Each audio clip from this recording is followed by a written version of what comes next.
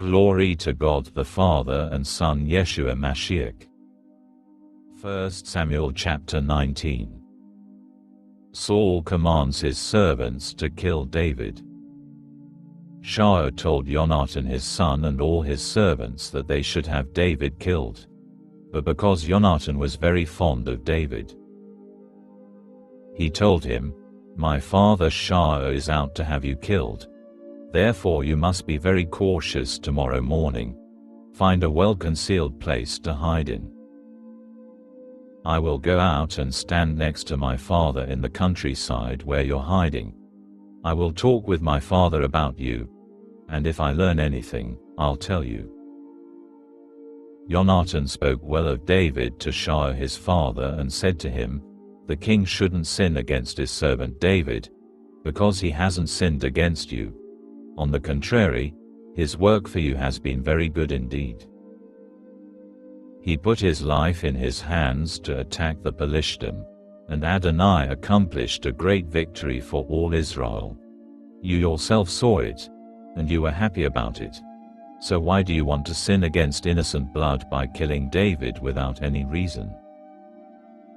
Shaul heeded Jonathan's advice and swore, "As Adonai lives, he will not be put to death."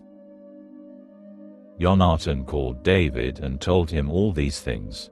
Then Jonathan brought David to Shaul to be in attendance on the king, as before, throwing a javelin at David a second time. War broke out again, and David went and fought the Philistine. He defeated them with a great slaughter, and they fled before him. Then an evil spirit from Adonai came upon Shaul. As he sat in his house with his spear in his hand, David was playing his lyre.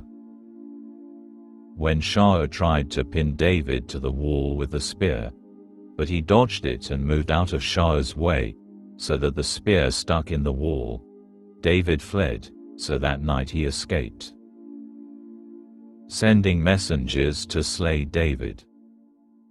But Shaul sent messengers to David's house to watch for him and kill him in the morning. Michal, David's wife, told him, "If you don't save your life tonight, tomorrow you'll be dead." So Michal let David down through the window, and he left, fled and escaped.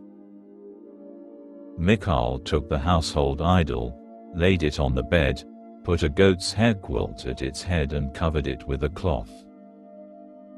When Shaul sent messengers to capture David, she said, "He's ill."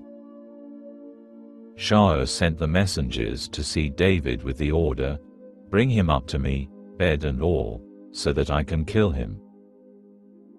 But when the messengers entered, there before them was the household idol in the bed, with the goat's hair quilt at its head. Shaul asked Michal, "Why did you deceive me this way and let my enemy go and escape?" Michal answered Shaul, "He threatened me, 'Let me go, or I'll kill you.'" Visiting the house of Samuel. David fled and escaped, then came to Shemuel in Ramah and told him everything Shaul had done to him. So he and Shemuel went and stayed in the prophet's dormitory. The news reached Shaul that David had been seen at the prophet's dormitory in Ramah. Shaul sent messengers to capture David, but when they saw the group of prophets prophesying, with Shemuel standing and leading them, the Spirit of God fell on Shaul's messengers, and they too began prophesying.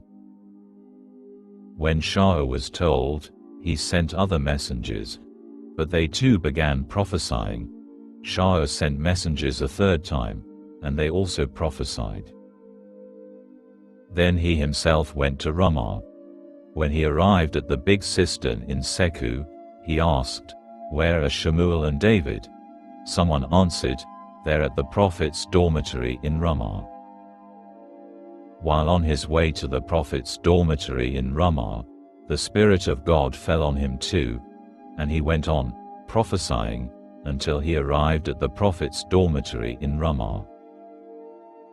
He also stripped off his clothes, prophesied in Shemuel's presence and lay there naked all that day and all that night. Hence it continues to be an expression, is Shah a prophet, too.